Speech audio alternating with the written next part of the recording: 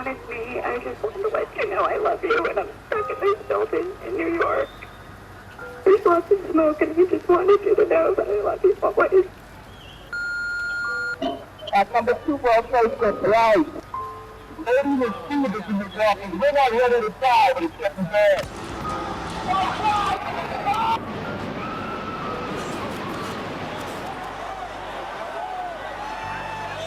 I'm on the 83rd floor. I'm gonna die, aren't I? No. I'm gonna die. Liv, say your prayers. We're gonna think positive because you gotta help each other get off the floor. I'm Now. gonna die. I know.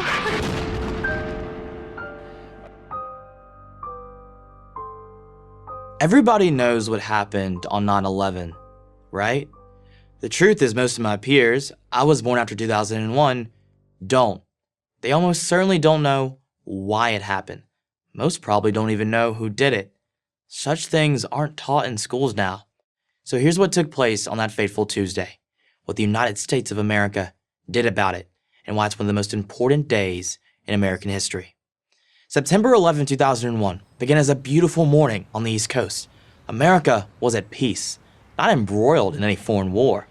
Passengers boarded their early flights, headed to business meetings, or to visit relatives across the country.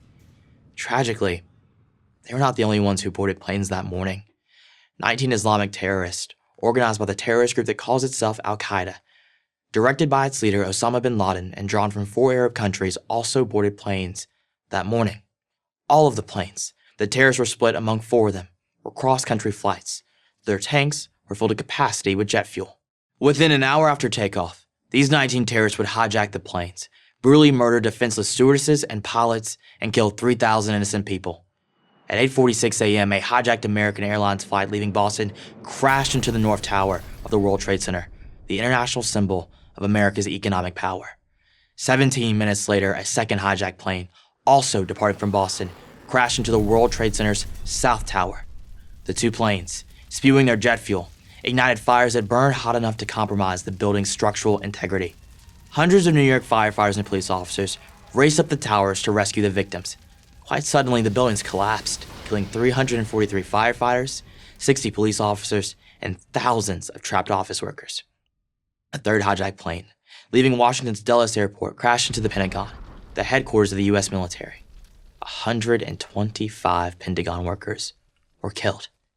The passengers of a 4th hijacked plane, this one leaving Newark International Airport shortly after the others, had just enough time to learn, via their cell phones, of the other attacks. Those on board decided that the nightmare would stop with them.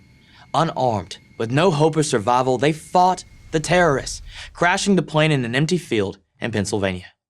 They gave their lives so that more Americans would not die.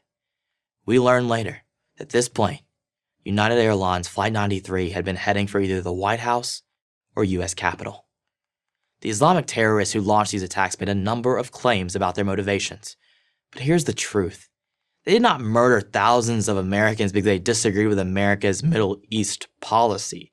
And they certainly didn't do it because they were poor and hopeless. They were all either from wealthy or middle-class Arab families. They attacked America because they despised its values, most especially its freedom and tolerance. The United States, as the guardian of freedom in the West, had to be brought down. This attack would start that process. It would show the world that America was weak, that America lacked the will to safeguard its liberties and people. Bin Laden called America a paper tiger. In the days immediately after the attacks, the terrorist leader and his many supporters in the Muslim Middle East believed he had proved his point. Mothers across the Muslim world named their babies Osama. Bin Laden's face adorned posters in homes, and kids in Pakistan wore Bin Laden t-shirts.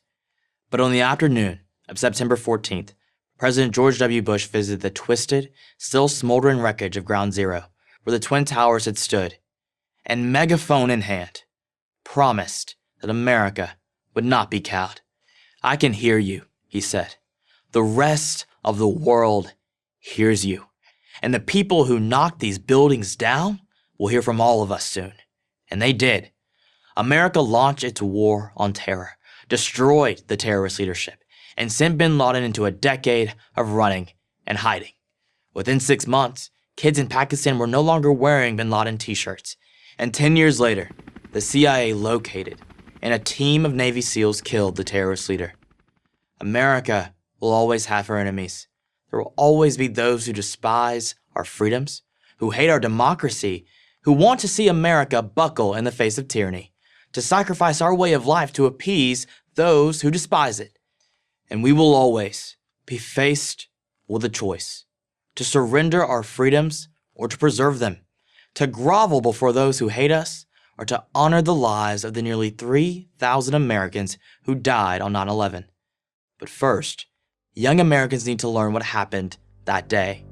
I'm CJ Pearson for Prager University.